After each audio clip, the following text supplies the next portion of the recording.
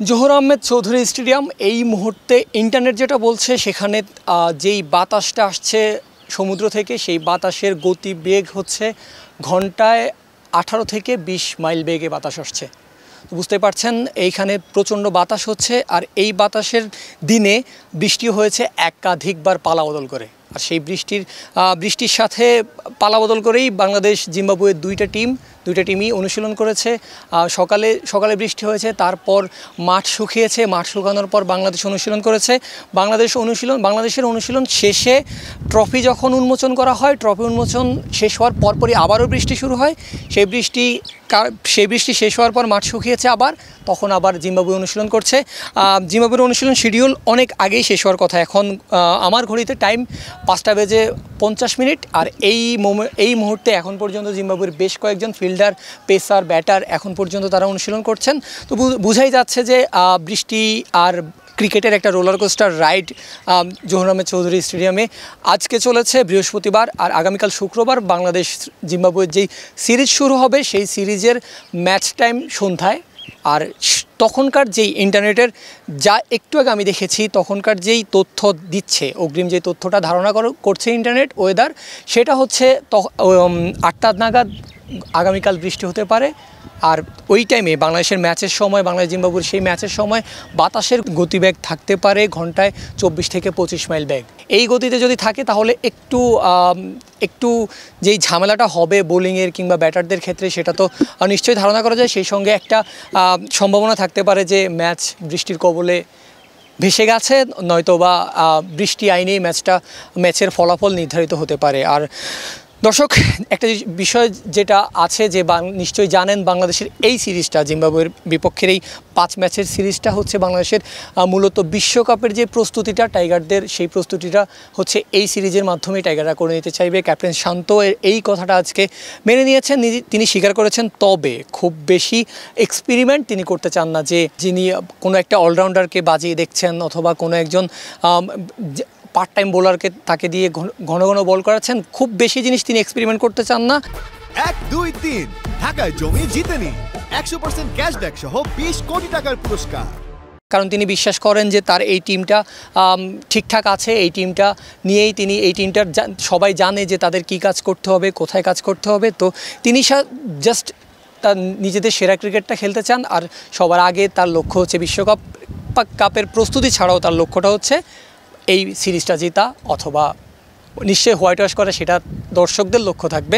অন্যদিকে সিকান্দার রাজা, যিনি জিম্বাবুয়ের ক্যাপ্টেন, তিনি জানিয়েছেন তার এইটাই সর্বশেষ বাংলাদেশ সফর। তার ক্যারিয়ারের শুরুটাই মোটামুটি হয়েছিল বিপিএল দিয়ে, অর্থাৎ বাংলাদেশেই তার ক্রিকেটের ক্যারিয়ারটা সেভাবে শুরু হয়েছিল। এখন তিনি জানিয়েছেন, আমরা ইতোমধ্যেই জানি যে তার পরিবার নিয়ে তিনি বাংলাদেশে এসেছেন। তার এই পরিবারের সাথে তিনি আনার কারণটাও তিনি জানিয়েছেন, কেন এনেছেন। কারণ তিনি তার মতে যে এই সফরটা তার খুব সম্ভবত বাংলাদেশে তার শেষ সফর, আর সেই সফরের জন্যই তিনি চাইবেন ভালোভাবেই জিততে, কারণ ভালোভাবেই বাংলাদেশকে হারাতে, সিরিজটা নিজেদের করে নিতে।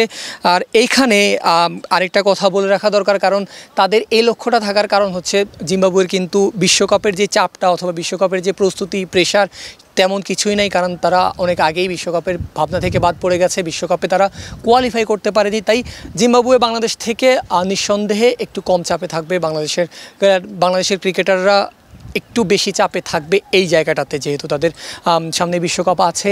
স্কোয়াডের যে ব্যাপারটা আছে, অন্য অনেক দল, আজকেও একটা দল স্কোয়াড দিয়েছে তাদের বিশ্বকাপের, কিন্তু বাংলাদেশ এখন পর্যন্ত স্কোয়াড প্রকাশ করেনি।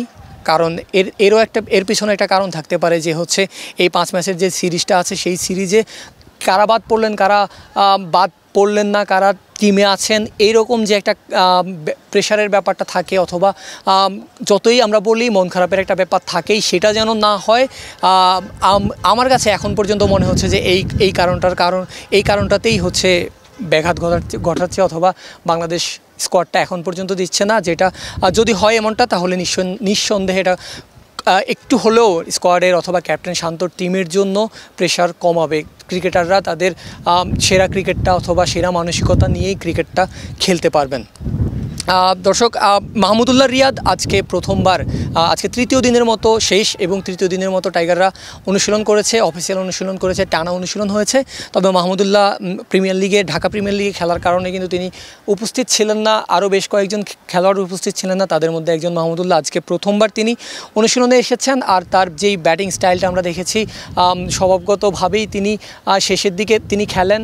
শেষের দিকে তার ফিনিশিংয়ের যে দায়িত্বটা তার থাকে, সেই দায়িত্ব অনুযায়ী তাকে যেভাবে ব্যাটিং করতে হয় সেইভাবেই তিনি ব্যাটিং করছেন।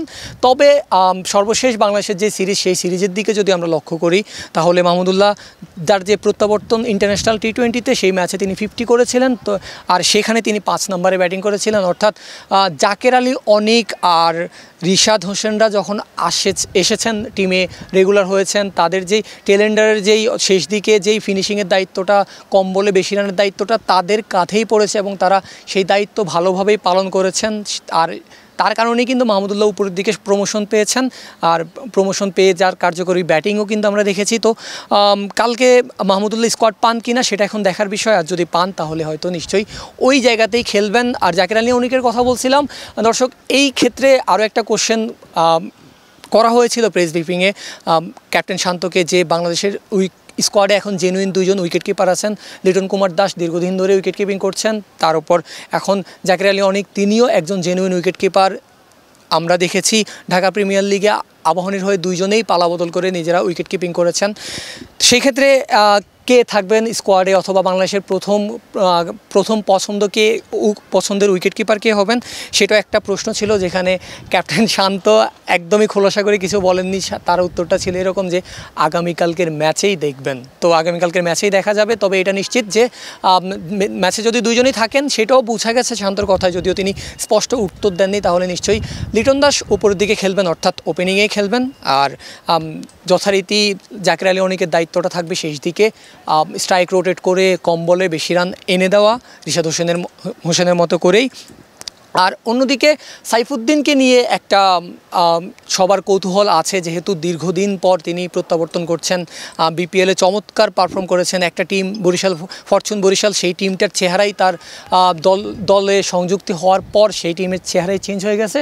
তো দেখার বিষয় যে সাইফুদ্দিন খেলেন কি না, সেটাও ক্যাপ্টেন স্পষ্ট করে বলেননি। তিনি এখানে যদি কিন্তু রেখেছেন, তবে সাইফুদ্দিনের খেলার সম্ভাবনা একটা আছে, যেভাবে তাকে অনুশীলন করতে আমরা দেখেছি। 3 দিনই তিনি লম্বা সময় নিয়ে অনুশীলন করেছেন, কোচদের সাথে কাজ করেছেন, বোলিং ব্যাটিং সব ডিপার্টমেন্টেই তাকে ঘাম ঝরাতে দেখা গেছে। এবং সব জায়গাতেই তার যেই ইনজুরির কারণে তিনি বাইরে ছিলেন, ইনজুরি কনসার্নগুলো ছিল, সব কিছু মিলিয়ে তাকে মোটামুটি না পুরোপুরি ফিট দেখা গেছে। লম্বা ছক্কা হাঁকাতে দেখা গেছে, স্ট্রাইক রোটেট স্টাইলে ব্যাটিং করতে দেখা গেছে। সব মিলিয়ে বাংলাদেশের যেই স্কোয়াডই থাকুক না কেন, বাংলাদেশ যে জয়ের জন্যই মাঠে নামবে, সেই ব্যাপারটাতে কোনো সন্দেহ নাই। তবে দেখার বিষয় হচ্ছে বাংলাদেশের জয়ের বাধা হয়ে যদি দাঁড়াতে পারে, সেটা হয়তো বা জিম্বাবুয়ে ছাড়াও আরেকটা জিনিস হতে পারে, সেটা হচ্ছে ওয়েদার। যদি বৃষ্টি আসে কিংবা এরকম বাতাসে যদি হয়, তাহলে টস আগে পরে হওয়ার ক্ষেত্রে একটা বিশাল পার্থক্য দেখা যাবে। আর সেই পার্থক্য দেখা যায় কিনা সেটা এখন দেখার বিষয়, আর সেটা দেখার জন্য অপেক্ষা করতে হবে আগামীকাল পর্যন্ত, আগামীকালের ম্যাচ রেজাল্ট পর্যন্ত। আর ক্রিকেটের সব কিছু সবার আগে পেতে আপনাদের অপেক্ষা করতে হবে না, চোখ রাখতে হবে ক্রিকফ্রেঞ্জির পর্দায়। ক্রিকফ্রেঞ্জিতে আমরা ক্রিকেটের সব খবর আপনাদের সবার আগে পৌঁছে দেওয়ার চেষ্টা করব। আপনারা শুধু ফলো করবেন, লাইক করবেন, কমেন্ট করবেন, আর অবশ্যই ইউটিউবে সাবস্ক্রাইব করবেন। এখনও প্রচণ্ড বাতাস হচ্ছে, আমি যেটা বলছিলাম শুরুর দিকে, আগামীকালকে এই বাতাস আরও একটু বাড়বে। আর সেই বাড়া পর্যন্ত ততক্ষণ পর্যন্ত চোখ রাখুন। আল্লাহ হাফেজ।